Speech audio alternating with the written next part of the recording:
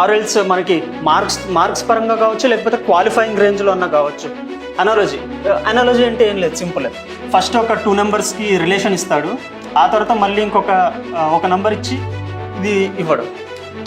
ఇది ఒక వర్డ్ ఇచ్చేసి ఆ వర్డ్లో ప్రతి లెటర్కి +2 ఆల్ఫాబెట్స్, +3 ఆల్ఫాబెట్స్ ఇలాగ చేసి ఇస్తూ ఉంటాడు. ఇది మనం డీకోడ్ చేయడం చాలా ఈజీ. Next dice. ఇక్కడ ఒక మంత్లో 31 డేస్ ఉన్నాయి. జనవరిలో మనకి పర్ వీక్ ఎన్ని రోజులండి? 7 డేస్.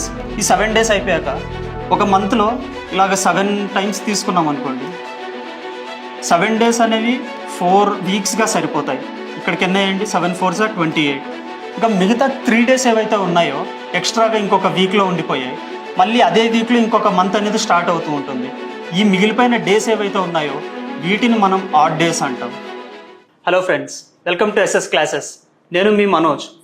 పోటీ పరీక్ష ఏదైనా సరే తన ఉనికిని బలంగా చాటుకుంటున్న రీజనింగ్, గవర్నమెంట్ జాబ్స్ అభ్యర్థుల యొక్క సెలెక్షన్ కాకుండా సైంధవుడిలాగా అడ్డుపడుతున్న రీజనింగ్.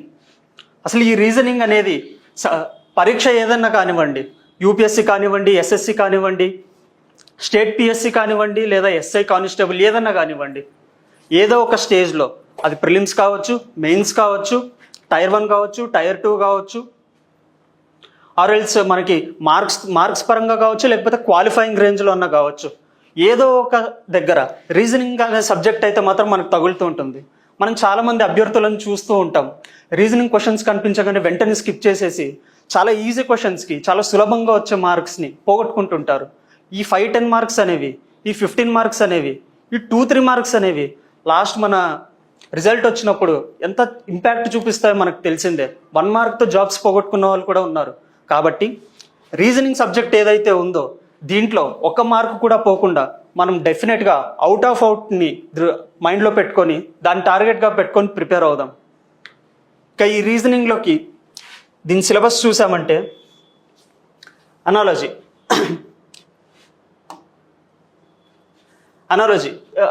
అంటే ఏం లేదు, సింపుల్. ఫస్ట్ ఒక 2 నెంబర్స్కి రిలేషన్ ఇస్తాడు, ఆ తర్వాత మళ్ళీ ఒక నెంబర్ ఇచ్చి ఇది ఇవ్వడు.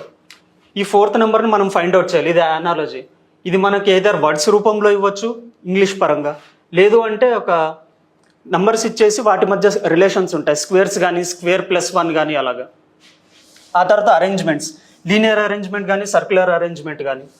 అంటే జస్ట్ ఒక 5 పర్సన్స్ ఉన్నారు, వాళ్ళ యొక్క సిట్టింగ్ పొజిషన్ ఇలాగుంది, ఎవరికి ఆపోజిట్గా కూర్చున్నారు, లేకపోతే ఏ డైరెక్షన్ని ఫేస్ చేస్తున్నారు, ఎవరి లెఫ్ట్లో ఎవరు ఉన్నారు, ఎవరు రైట్లో ఎవరు ఉన్నారు అనేది ఈ అరేంజ్మెంట్స్లో మనం నేర్చుకోవాలి. Next alphabet series.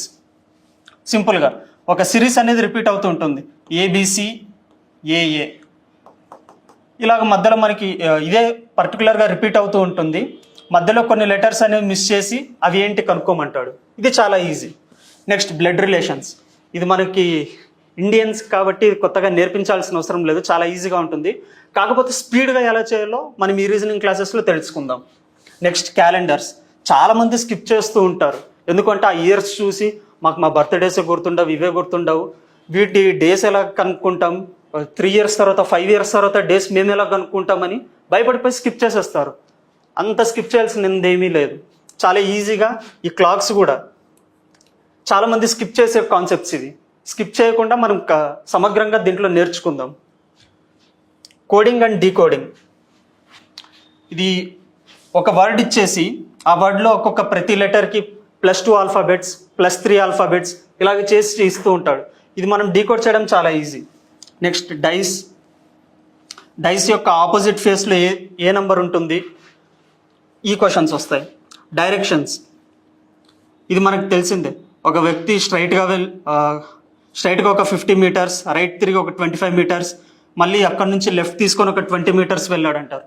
అతను ఫైనల్గా ఇనిషియల్ పాయింట్ నుంచి ఏ డైరెక్షన్లో ఉన్నాడు అనేది క్వశ్చన్స్ వస్తూ ఉంటాయి. ఇది చాలా ఈజీ. Next images. ఈ ఇమేజెస్లో 2 రకాలు ఉంటాయి, ఒకటి వాటర్ ఇమేజ్ ఉంటుంది, ఇంకొకటి మిర్రర్ ఇమేజ్ అనేది ఉంటుంది. ప్రాక్టీస్తో ఈ టాపిక్స్లో ఏవైనా సరే మనం ఈజీగా క్లియర్ చేసేయచ్చు. Missing numbers. ఇది కూడా నంబర్ సిరీస్లో భాగంగానే ఉంటుంది. Next odd 1 out. మనకు ఒక 10 నెంబర్స్ ఇచ్చేసి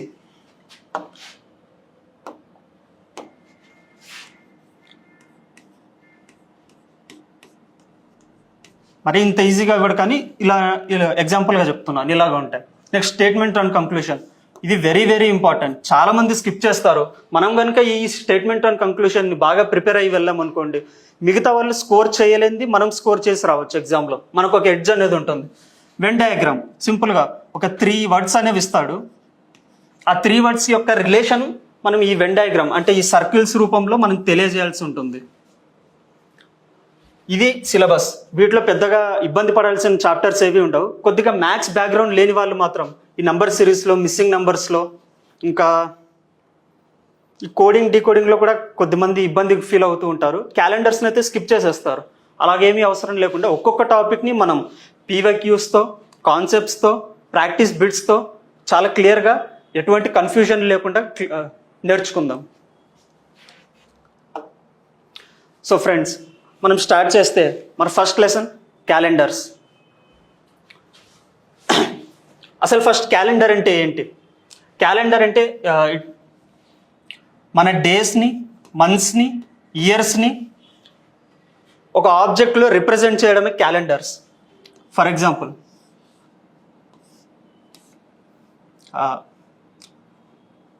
మనకి పర్ మంత్గా క్యాలెండర్ అనేది చూపిస్తూ ఉంటుంది. అందులో 7 days అనేవి మనకు ఉంటాయి. Monday, Tuesday, Wednesday, Thursday, Friday and Saturday. ఇలాగా మనకి 12 months అయితే ఉంటాయి.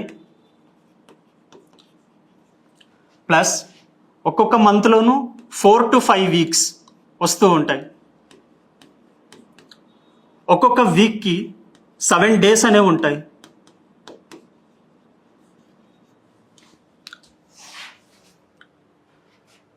ఫస్ట్ ఆఫ్ ఆల్ ఈ క్యాలెండర్స్లో మనం ఏమేమి నేర్చుకోబోతున్నామో ఒకసారి చూద్దాం. మనకి చిన్నప్పటి నుంచి ఒక డౌట్ ఉంటుంది, ఫిబ్రవరిలోనే ఎందుకు 28 days ఉంటాయి, మిగతా డేస్లో 31, 30 days ఉంటాయి, కానీ దీంట్లో మాత్రం ఎందుకు 28 days ఉంటాయి?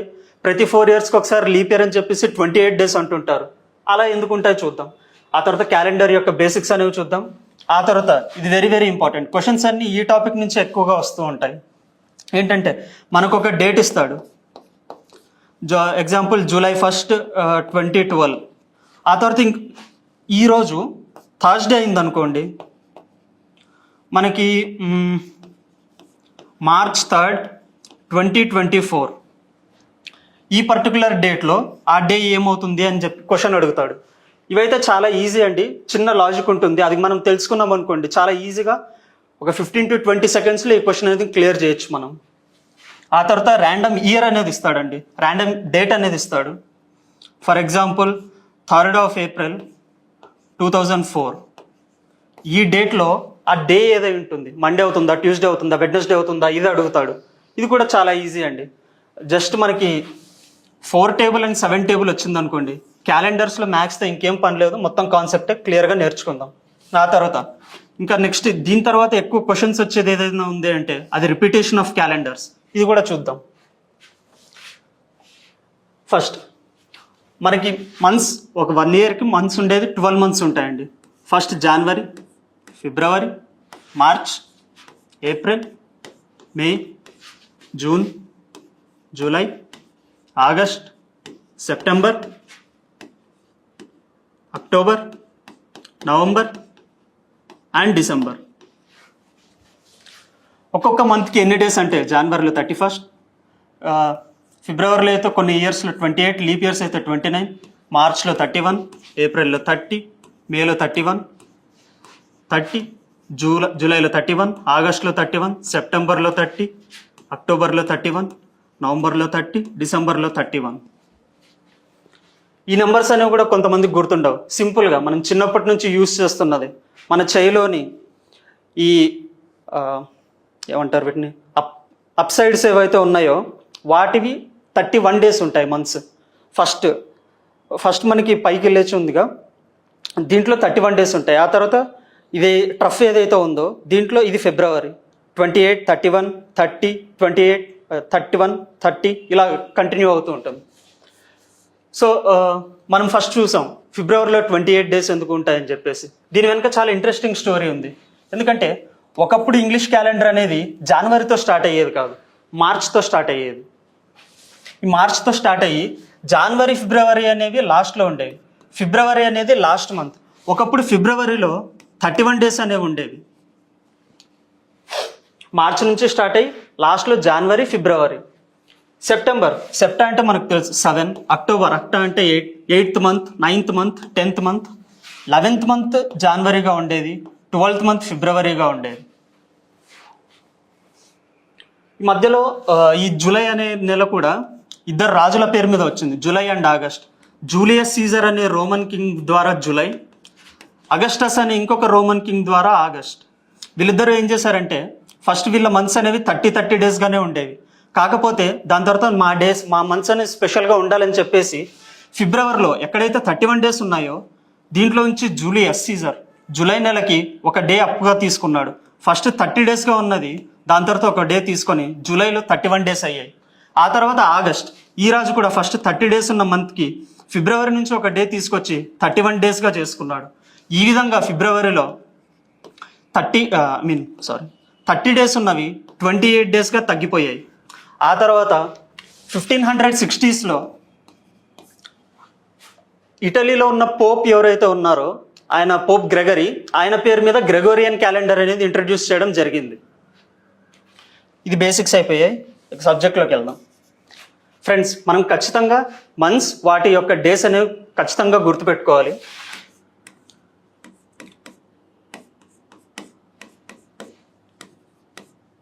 ఫిబ్రవరిలో 28 డేస్ ఉంటాయి, మార్చ్లో 31, ఏప్రిల్లో 30, ఇలాగుంటూ ఉంటాయి. కాకపోతే ఇక్కడ ఒక ఇంపార్టెంట్ కాన్సెప్ట్ అనేది అయితే ఉంటుంది. అదేంటంటే ఆడ్ డేస్. ఆడ్ డేస్ అంటే కేవలం 1, 3, 5, 7 మాత్రమే రావు క్యాలెండర్స్లో, ఈవెంట్ డేస్ కూడా వస్తాయి 2, 3, 2, 4, 6 అలాగా. కాకపోతే ఈ ఆడ్ డేస్ ఏంటంటే ఇక్కడ ఒక మంత్లో 31 డేస్ ఉన్నాయి జనవరిలో, మనకి పర్ వీక్ ఎన్ని రోజులండి? 7 డేస్. ఈ 7 డేస్ అయిపోయాక ఒక మంత్లో ఇలాగ 7 టైమ్స్ తీసుకున్నాం అనుకోండి, 7 డేస్ అనేవి 4 వీక్స్గా సరిపోతాయి. ఇక్కడికి ఎన్ని అయ్యండి? 7 4 28. ఇంకా మిగతా 3 డేస్ ఏవైతే ఉన్నాయో ఎక్స్ట్రాగా ఇంకొక వీక్లో ఉండిపోయాయి. మళ్ళీ అదే వీక్లో ఇంకొక మంత్ అనేది స్టార్ట్ అవుతూ ఉంటుంది. ఈ మిగిలిపోయిన డేస్ ఏవైతే ఉన్నాయో వీటిని మనం ఆడ్ డేస్ అంటాం. ఈ ఆడ్ డేస్ అనేవి చాలా ఇంపార్టెంట్. క్యాలెండర్స్లో క్వశ్చన్స్ అన్ని ఈ ఆడ్ డేస్ బేస్ చేసుకునే ఉంటాయి. కాబట్టి ఏ మంత్కి ఎన్ని ఆడ్ డేస్ ఉన్నాయనేది మనం గుర్తుపెట్టుకోవాల్సిన అవసరం అయితే ఉంది. జనవరిలో 31 డేస్ ఉన్నాయి కాబట్టి 31/7 చేస్తే ఎంత వస్తుందండి? 28 పోగా ఇంకా +3 అనేది ఉంటుంది. సో జనవరిలో 3 ఆడ్ డేస్ ఉంటాయి. ఫిబ్రవరిలో 28 ఉంటాయి. 28/7 0. ఏది? రిమైండర్ 0 కాబట్టి ఆడ్ డేస్ కూడా 0. ఒకవేళ లీప్ ఇయర్ ఉందనుకోండి 29, ఆ ఇయర్లో 1 డే అనేది ఎక్స్ట్రాగా ఉంటుంది. ఇక మార్చ్, ఇది 31 కాబట్టి మళ్ళీ 3 ఆడ్ డేస్. ఏప్రిల్లో 30 కాబట్టి +2. మేలో 31 డేస్ కాబట్టి +3. జూన్లో 30 డేస్ అండ్ 2 ఆడ్ డేస్. జూలైలో 31 డేస్. జూలియస్ సీజర్ ఒక రోజు ఎక్కువ తీసుకొని 31 డేస్ చేశాడు, +3 ఆడ్ డేస్.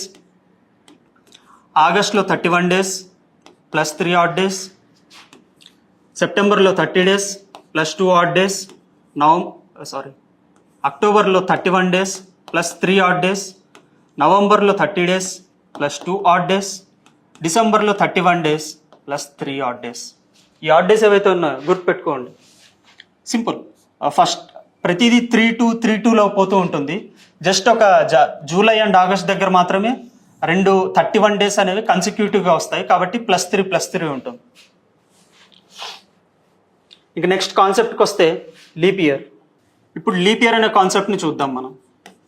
ఫ్రెండ్స్, మన అర్త్ అనేది సూర్యుని చుట్టూ 1 రెవల్యూషన్ కంప్లీట్ చేయడానికి 365 డేస్ తీసుకుంటుందని మనకు తెలుసు. కానీ ఇంకా ప్రిసైజ్గా వెళ్తే 365 డేస్ 6 అవర్స్ అనేది తీసుకుంటూ ఉంటుంది. ఎంతండి? ఒక రెవల్యూషన్ కంప్లీట్ చేయడానికి 365 డేస్ ప్లస్ 6 అవర్స్. మనం ఈ 365 డేస్ని తీసుకొని ఇంకొక కొత్త ఇయర్ అనేది జరుపుకుంటూ ఉంటాం. ఈ 6 అవర్స్ అనేది 4 ఇయర్స్కి 24 అవర్స్గా అయిపోతాయి. ఒక రోజుకి 24 అవర్స్ కాబట్టి 4 ఇయర్స్కి ఒకసారి ఎక్స్ట్రా డే అనేది మనం తీసుకుంటూ ఉంటాం. అదే ఫిబ్రవరిలో యాడ్ చేస్తాం. ఎందుకంటే ఫిబ్రవరిలో 28 డేసే ఉంటాయి కాబట్టి ఆ ఫిబ్రవరిలో ఇంకొక డేని యాడ్ చేసి ప్రతి 4 ఇయర్స్కి ఫిబ్రవరిలో 28 డేస్ నుంచి 29 డేస్కి చేంజ్ అవుతుంది. దీన్నే మనం లీప్ ఇయర్ అని అంటాం. లీప్ ఇయర్ లీప్ ఇయర్ అని కనుక్కోవడం ఎలా? మనకి ఫర్ ఎగ్జాంపుల్ ఇలాగ ఒక నెంబర్ ఉంది అనుకోండి, అది లీప్ ఇయరా కాదా అని తెలుసుకోవడం ఎలాగంటే ఇక్కడ 4 ఇయర్స్కి ఒకసారి రిపీట్ అవుతుంది కాబట్టి ఇచ్చిన ఇయర్ని 4th అనేది మనం డివైడ్ చేయాలి. కాకపోతే మొత్తం నెంబర్ని డివైడ్ చేయాల్సిన అవసరం లేదు. 4 యొక్క డివిజిబిలిటీ టెస్ట్ ప్రకారం లాస్ట్ 2 డిజిట్స్ని మనం చూసామంటే ఆ 2 డిజిట్స్ 4తో డివిజిబుల్ అవుతున్నాయంటే ఆ ఇయర్ లీప్ ఇయర్ అయినట్లే. ఫర్ ఎగ్జాంపుల్ 2002, దీంట్లో మొత్తం డివైడ్ చేయాల్సిన అవసరం లేదు, లాస్ట్ 2 డిజిట్స్ మాత్రమే తీసుకున్నది 4th డివైడ్ అవుతుందో లేదో చూడాలి. డివైడ్ అవుతుందంటే రిమైండర్ 0 రావాలి. ఇక్కడ 2 అనేది 4th డివైడ్ అవ్వదు కాబట్టి ఇది లీప్ ఇయర్ అవ్వదు. ఫర్ సపోజ్ 2012 తీసుకున్నాం అనుకోండి, 4 టేబుల్లో 12 అనేది ఉందిగా, 4 3s, సో ఇది లీప్ ఇయర్ అనేది అవుతుంది. ఇలాగా ఒక 100 ఇయర్స్కి ఎన్ని లీప్ ఇయర్స్ అనేవి ఉంటాయి, ఇది చాలా ఇంపార్టెంట్ గ్యాస్. డైరెక్ట్గా మనకు వన్ లైనర్స్గా అడగడం జరుగుతూ ఉంటుంది. 100 ఇయర్స్కి ఎన్ని లీప్ ఇయర్స్ ఉంటాయి? Very easy. ఈ 100 ఇయర్ ఏదైతే ఉందో దాన్ని బై 4 చేసామనుకోండి, అదే మన ఆన్సర్ 25. కానీ 25 కాదు, 24. ఎందుకంటే ఇక్కడ ఇంకొక క్యాచ్ ఉంది. నార్మల్గా అయితే 4తో డివైడ్ అయింది అనుకోండి లాస్ట్ 2 నెంబర్స్, ఆ ఇయర్ అనేది లీప్ ఇయర్ అవుతుంది. కాకపోతే సెంచురీ ఇయర్ ఏదైతే ఉందో అది లీప్ ఇయర్ అవ్వదు 4తో డివైడ్ అయినా కూడా. మరి సెంచురీ ఇయర్ లీప్ ఇయర్ ఎప్పటికీ అవ్వదా అంటే, ఒకవేళ ఆ సెంచురీ ఇయర్ 400తో డివిజిబుల్ అయింది అనుకోండి, డివైడెడ్ బై 400, ఫర్ ఎగ్జాంపుల్ 1200, 2000, 1600, ఇవి 400 యొక్క మల్టిపుల్స్. ఇవి ఉన్నప్పుడు మాత్రమే ఆ ఇయర్స్ లీప్ ఇయర్స్ అవుతాయి. మనకి చివరిగా వచ్చిన సెంచురీ ఇయర్ ఏదైతే లీప్ ఇయర్ ఉందో అది 2000, మళ్ళీ దాని తర్వాత 2400 లీప్ ఇయర్ అవుతుంది. అప్పటిదాకా 2100 కానీ 2200 కానీ 2300 కానీ లీప్ ఇయర్స్ అవ్వవు, although they are divisible by 4. సో మనకి ఈ లాజిక్ ప్రకారం సెంచురీ ఇయర్ ఒకటి తీసేసి 24 ఇయర్స్ మాత్రమే లీప్ ఇయర్స్గా ఉంటాయి. 200 ఇయర్స్లో మనకు 48 ఇయర్స్ లీప్ ఇయర్స్, 300లో మనకు 72 ఇయర్స్ లీప్ ఇయర్స్, అండ్ 400లో మనకు ప్రతిదానికి 24 యాడ్ చేస్తూ వెళ్తున్నాం కాబట్టి ఇక్కడ కూడా 96 లీప్ ఇయర్స్ జనరల్గా ఉంటాయి. ప్లస్ ఈ 400 అనేది 400తో డివైడ్ అవుతుంది కాబట్టి +1. ప్రతి 400 ఇయర్స్కి 97 లీప్ ఇయర్స్ అయితే మనకు ఉంటాయి. ఇది ఫ్రెండ్స్ లీప్ ఇయర్ స్టోరీ. ఇంతకు మించి లీప్ ఇయర్స్లో మనం తెలుసుకోదగింది ఏదీ లేదు.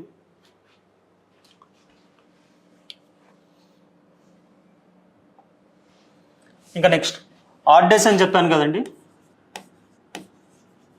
ఈ ఆడ్ డేస్ని బేస్ చేసుకొని చాలా ప్రాబ్లమ్స్ ఇస్తూ ఉంటాడు. కొన్ని ఎగ్జాంపుల్స్ చూసి డైరెక్ట్గా పీవైక్యూస్కి వెళ్ళిపోదాం మనం. ఫర్ సపోజ్ ఈరోజు 3rd of March 2025 అనుకుందామండి.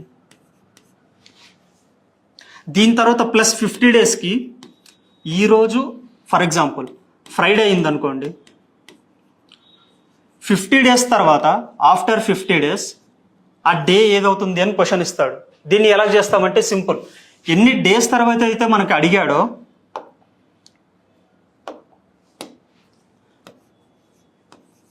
దాన్ని 7తో డివైడ్ చేసామనుకోండి, వచ్చిన రిమైండర్ ఏదైతే ఉందో దాన్ని ఈ నంబర్స్ తర్వాత యాడ్ చేయాలి ఈ డే తర్వాత. ఇప్పుడు 7 7 49 అవుతుంది, +1 ఒక +1 అనేది రిమైండర్ ఉంది. ఈ +1 ఫ్రైడే తర్వాత +1 చేస్తే ఏ డే వస్తుంది? సాటర్డే. ఇది మనకు ఆన్సర్ అవుతుంది. సో మనం బేసిక్స్ అయితే క్లియర్గా చూసుకున్నాం. నెక్స్ట్ పీవైక్యూస్కి వెళ్దాం. సో ఫస్ట్ క్వశ్చన్ చూసామంటే, which of the following years did not have 29 days in the month of February? 29 days ఫిబ్రవరిలో ఎప్పుడు వస్తాయండి? అది లీప్ ఇయర్ అయితే వస్తుంది. సో మన ఇండైరెక్ట్గా వీటిలో లీప్ ఇయర్ కానిదేది డిడ్ నాట్ హ్యావ్ అని అడుగుతున్నాడు. సింపుల్, లీప్ ఇయర్కి ఇది మనం ఎలా ఈజీగా ఐడెంటిఫై చేయాలి? లాస్ట్ 2 డిజిట్స్ ఏవైతే ఉన్నాయో అది 4th డివిజిబుల్ అయితే చాలు, అది లీప్ ఇయర్ అవుతుంది. 00 అనేది 0 రిమైండర్ వస్తుంది కాబట్టి 4 ఇయర్ లీప్ ఇయర్. 4 అనేది 4th డివిజిబుల్ అవుతుంది కాబట్టి ఇది కూడా లీప్ ఇయర్. 96 అనేది 4th డివిజిబుల్ అవుతుంది, 24s ఇది లీప్ ఇయరే. కానీ 66 అనేది 26 అనేది 4 టేబుల్లో పోదు కాబట్టి ఇది లీప్ ఇయర్ కాదు. ఆన్సర్ వచ్చేసి 1966. Next, the maximum gap between 2 successive leap years is. For example leap years తీసుకుందాం, 2012 to 2016. ఇవి సక్సెసివ్ లీప్ ఇయర్సే కదండి. వీటి మధ్య గ్యాప్ అనేది ఎంత ఉంటుందండి? 4 years. ఎన్ని ఇయర్స్ తర్వాత వస్తుందంటే 4 years అనేది ఆన్సర్ వస్తుంది. కాకపోతే గ్యాప్ అడిగాడు కాబట్టి గ్యాప్ అనేది 3 years అవుతుందండి. 3 ఆప్షన్లో ఉందా? ఉంది. కానీ ఆన్సర్ ఇది కాదు. ఎందుకంటే ఇవి సెంచరీ మధ్యలో వచ్చేవి. ఒకవేళ 1896 అనేది 4th డివిజిబుల్ అవుతుంది, ఇది ఒక లీప్ ఇయర్. 1904 అనేది 4th డివిజిబుల్ అవుతుంది, ఇది ఒక లీప్ ఇయర్. కాకపోతే 1900 ఇదేంటండి? Century year. సెంచురీ ఇయర్ అనేది 400తో డివిజిబుల్ అవ్వాలి. 1900 అనేది 4th డివిజిబుల్ అవుతుందా? అవ్వదు. కాబట్టి వీటి మధ్య గ్యాప్ ఎంత ఉందండి? 7 years ఆఫ్ గ్యాప్. ఎక్సెప్షనల్ కేసులో 7 years అనేది maximum gap. Next question, today is Friday, which day will be it after 72 days? Simple. ఇలాంటి క్వశ్చన్స్ని ఎలా చేస్తామండి మనం? ఆడ్ డేస్ అనేవి 7తో డివిజిబుల్ చేసి 7 10 70 +2 అనేది మనకు ఆడ్ డేస్ అవుతాయండి 2 days తర్వాత. అంటే ఫ్రైడే తర్వాత 2 days, సాటర్డే, సండే. సండే అనేది మనకు ఆన్సర్ అవుతుంది.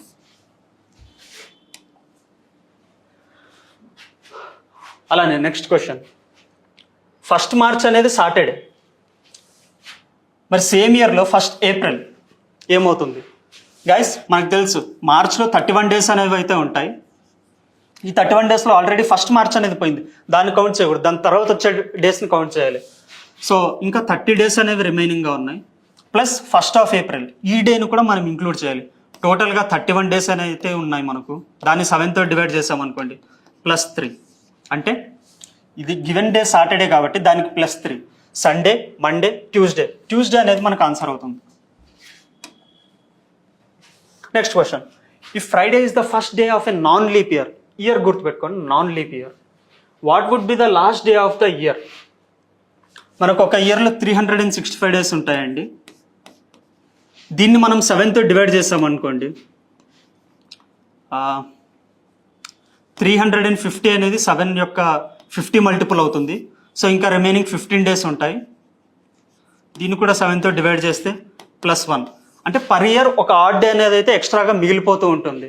అంటే ఈ ఇయర్ ఫస్ట్ డే మనకి ఫ్రైడే అయింది అనుకోండి, next year first day Saturday అవుతుంది. ఎందుకంటే +1 ఒక ఆడ్ డే ఉంది కాబట్టి నెక్స్ట్ ఇయర్లో సేమ్ డేట్ ఒక డే ముందుగా వస్తుంది, సాటర్డే వస్తుంది. మరి ఇదేమో ఏమిచ్చాడు? ఫ్రైడే అనేది ఇచ్చాడు. నెక్స్ట్ ఇయర్లో ఫస్ట్ డే వచ్చేసి సాటర్డే అవ్వాలి, కానీ ఈ ఇయర్లో లాస్ట్ డే ఏమవుతుంది? సాటర్డే కంటే ఒక రోజు ముందు, అంటే ఇది కూడా ఫ్రైడేనే అవుతుంది. Answer guys A. Next question, if the 5th of the month falls on the 3rd day after Sunday, what will be the day on the 15th of that month? First of all present day ఏదో మనం కనుక్కుందాం. 5th of the month, 3rd day after Sunday, Sunday తర్వాత Monday, Tuesday, Wednesday.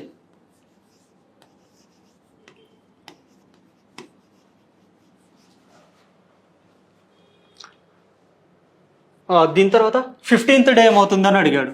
వీటి మధ్య gap ఎంత ఉందండి? 10 days ఉంది. So 10ని 7తో divide చేస్తే +3 అనేవి ఆడ్ డేస్ అవుతాయి. వెడ్నెస్డే తర్వాత +3 ఏవవుతాయి? Thursday, Friday, Saturday. Saturday is our answer. Options లేనట్టున్నాయి, ఆన్సర్ వచ్చేసి సాటర్డే.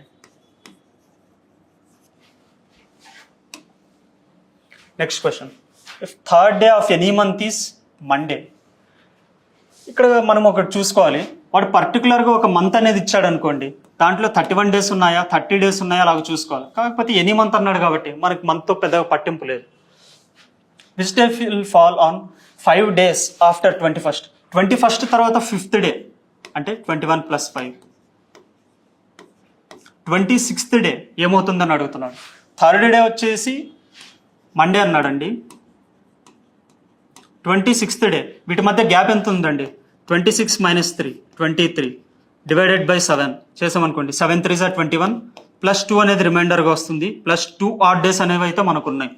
సో మండే తర్వాత Tuesday, Wednesday, second odd day. ఈ 2 ఆఫ్టర్ తీసుకోకూడదు, సెకండ్ డే తీసుకోవాలి. సో ఆన్సర్ వచ్చేసి Wednesday, option b. Next, if 20th day of the month falls on 4th day before Monday, then what will be the day on the week on the 1st of the month? Okay, 4th day before Monday is the 20th day. 4th day before Monday ఏమవుతుందండి? Monday కంటే ముందు Sunday, Saturday, Friday, Thursday. 1 2 3 4 Thursday అనేది మనకు given day అనమాట.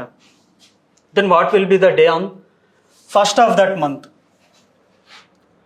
మనకు month స్పెసిఫిక్గా ఇవ్వనప్పుడు 30 days తీసుకుంటామండి. 30 days తీసుకున్న తర్వాత 20th డేకి 1st of that monthకి 20th డేకి 1st of the monthకి ఎన్ని డేస్ గ్యాప్ ఉందండి? 10 days గ్యాప్ ఉందండి. దాన్ని 7తో డివైడ్ చేస్తే +3 అనేది ఆడ్ డేస్ ఉంటాయి. సో థర్స్డే తర్వాత +3.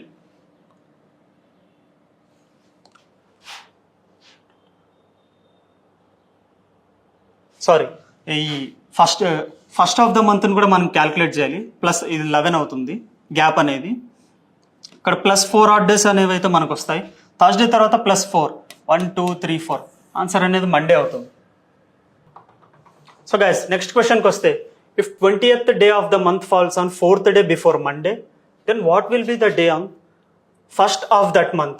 ఇక్కడ మంత్ అనేది సేమ్గా ఉంది, సేమ్ మంత్ కాబట్టి మనకి 30 days 31 days అని చూసుకోవాల్సిన అవసరం లేదండి. 4th day before Monday ఏదవుద్దండి?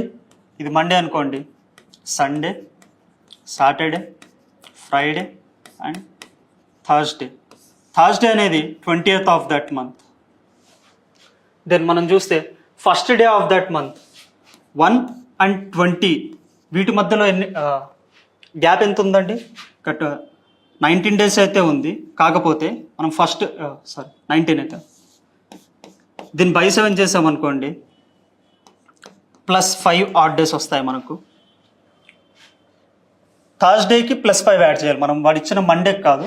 ఈ డే ఏదైతే ఉందో అది 20th థర్స్డేకి వచ్చింది కాబట్టి దీనికి 5 days యాడ్ చేయాలి.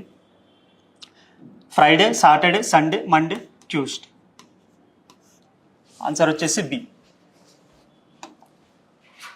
Next, which of the following cannot be the last day of the century? Last day of the century చాలా వన్ లైనర్స్లో అడుగుతుంటారు రండి. అది CSAT అవనివ్వండి, SSC అవనివ్వండి. సో వీటికి చాలా కాన్సెప్ట్ అనేది అయితే ఉంది, కాకపోతే మనకు అంతగా అవసరం లేదు కాబట్టి ఒక షార్ట్కట్లో గుర్తుపెట్టుకుందాం. Last day of the century ఏదవ్వదు అంటే TTS, Tuesday, Thursday and Saturday. ఈ 3 days అనేవి కెనాట్ బి